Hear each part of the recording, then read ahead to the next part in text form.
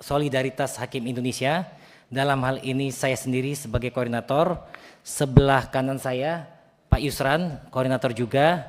Berikut lagi Pak Aji Prakoso, koordinator, Pak Yosito samping saya sebagai sekretaris, dan Pak Fauzan sebagai juru bicara. Kalau sering diliput media yang tampil ini Pak Fauzan, Pak. Jadi kalau misalnya nanti pemilu bisa jadi dia terpilih kalau dia keluar dari hakim, Pak. Sebenarnya Bang Dasko, Pak yang terhormat Pak Dasko, ini walaupun masyarakat literasi hukum mengatakan hakim itu adalah wakil Tuhan, tapi kali ini kami hanya masyarakat biasa yang disematkan gelar wakil Tuhan, yang melapor kepada wakil rakyat dalam hal meminta keadilan. Itu standing point kami.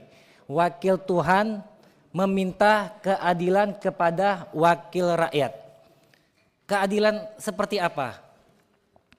Yang pada pokoknya kami meminta keadilan terhadap pendapatan kami. Sejak tahun 2012 sampai dengan saat ini tidak naik-naik, Pak. Baik gaji pokok maupun tunjangan jabatan. Sehingga kami bekerja pada saat ini digaji dengan gaji 12 tahun yang lalu.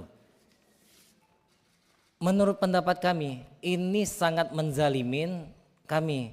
Kenapa sangat menzalimin kami?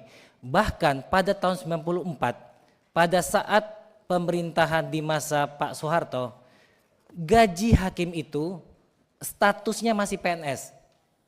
Besarannya 2 kali lipat dari gaji PNS biasa di pengadilan.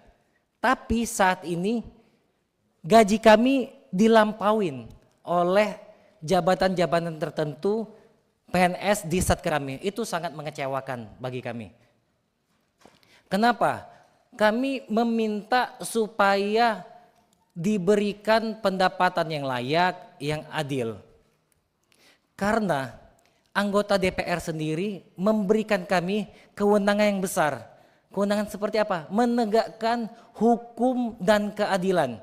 Kami mempunyai kekuasaan dapat menentukan yang hak bisa kami jadikan batil, yang benar bisa kami jadi salahkan. Atau yang hak tetap kami nyatakan hak. Kewenangan itu sangat besar, Pak. Dengan pendapatan kami seperti ini, sangat rentan teman-teman yang menjaga integritasnya, yang terseok-seok, Pak, menjalani kehidupan dan penghidupannya ini akan jatuh juga. Dampaknya seperti apa?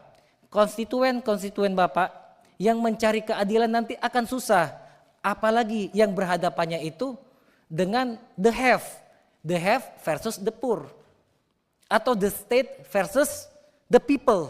Itu sangat susah.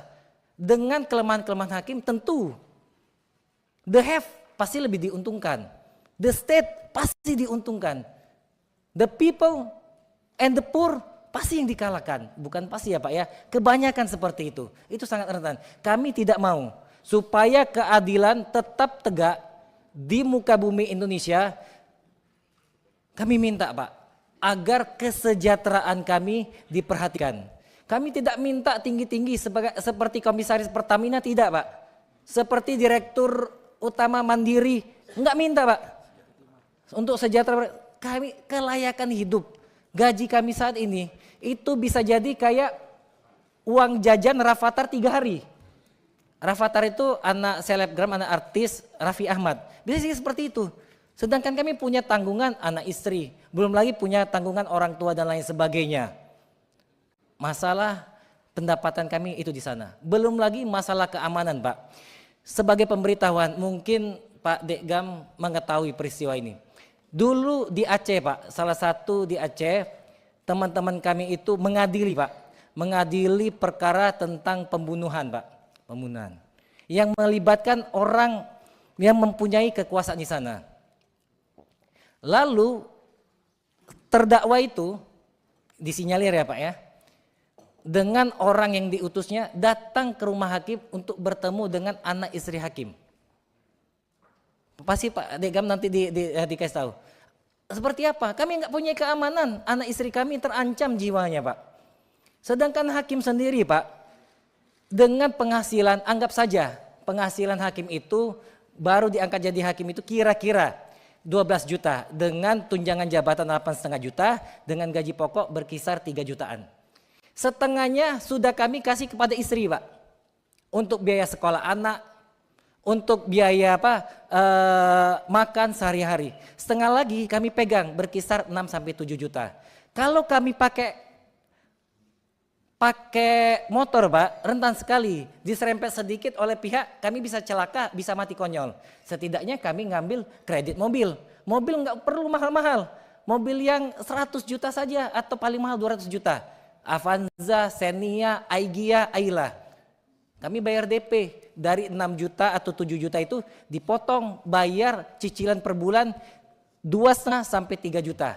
Tinggal sisanya kira-kira 3 sampai 4 juta. Hakim juga enggak pengen juga punya rumah Pak. Enggak penting kami punya rumah yang mewah, punya rumah yang megah. Kami cukup punya rumah yang sederhana. Kami ngambil Pak. Kami ngambil kredit di rumah, bayar DP Pak berapa? Misalnya 50 juta. Mesti kami kumpulkan lagi duit 50 juta. Bayar per bulan 2,5 juta. Habis Pak gaji kami. Kami enggak bisa balik mudik ke kampung. Saya orang besar di Sumatera Selatan Pak. Bapak saya orang Palembang, mak saya orang Minang Pak. Setiap balik saya ke Sumatera Selatan, penempatan saya di Aceh. Kalau naik pesawat kira-kira habis duit 15 sampai 21 juta. Anak satu, sampai sebentar lagi anak saya 2 Pak, nambah lagi. Kalau naik mobil Pak, perjalanan itu hampir 4 sampai 5 hari. Total balik pergi habis kira-kira 12 juta. Dari mana duit itu Pak? Sedangkan duit per bulanan kami saja sudah habis. Belum lagi masalah kesehatan Pak. Masalah kesehatan ini sudah ditentukan di PP 94. Kami mempunyai hak kesehatan.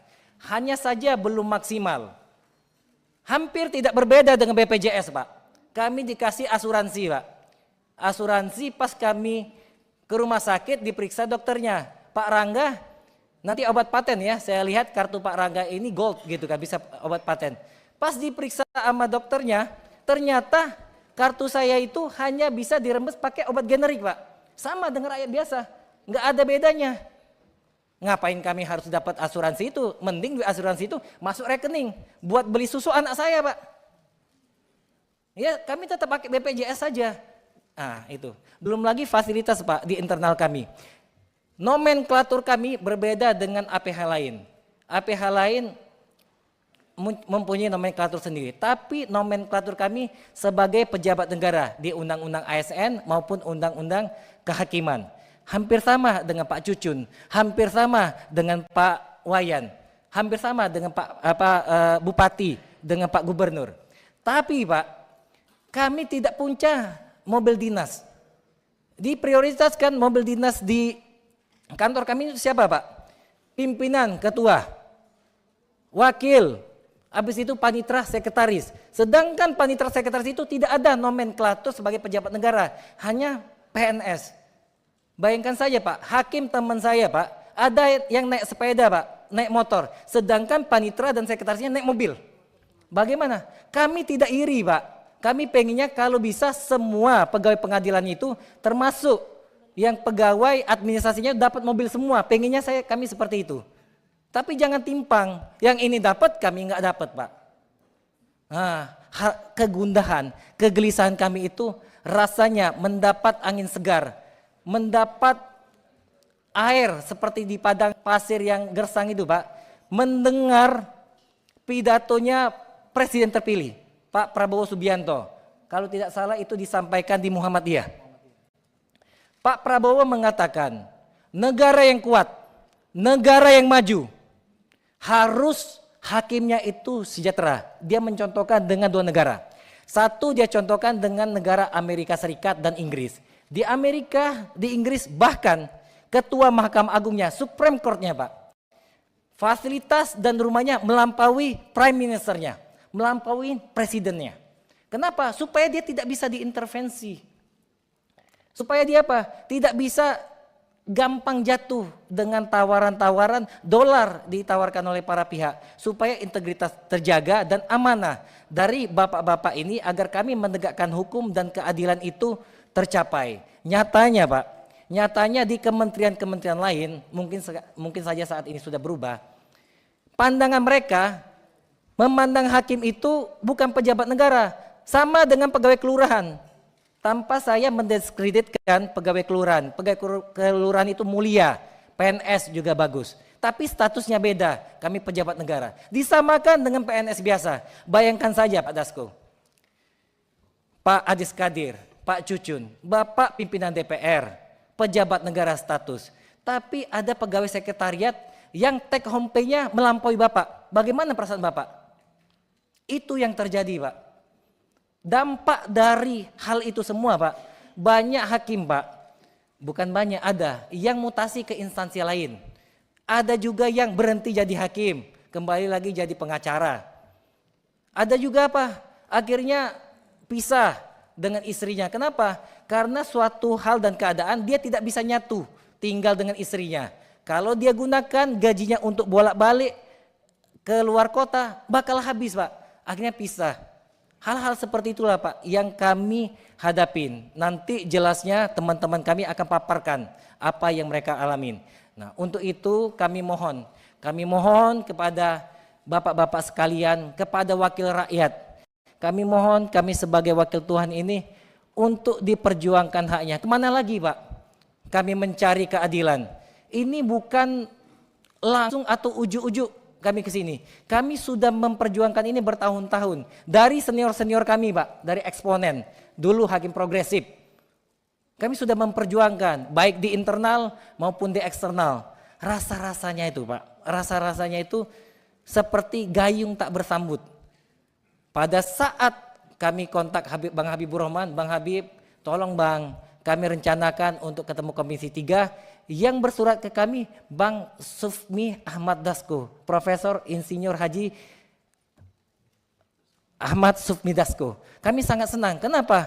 Karena yang tanda tangan Bapak, perasaan kami, kegembiraan kami Pak, 50% perjalanan perjuangan kami ini selesai Pak. Terima kasih atas kesempatannya. Nanti berikutnya akan kami berikan kepada teman-teman kami. Terima kasih pimpinan. Kami kembalikan kepada pimpinan.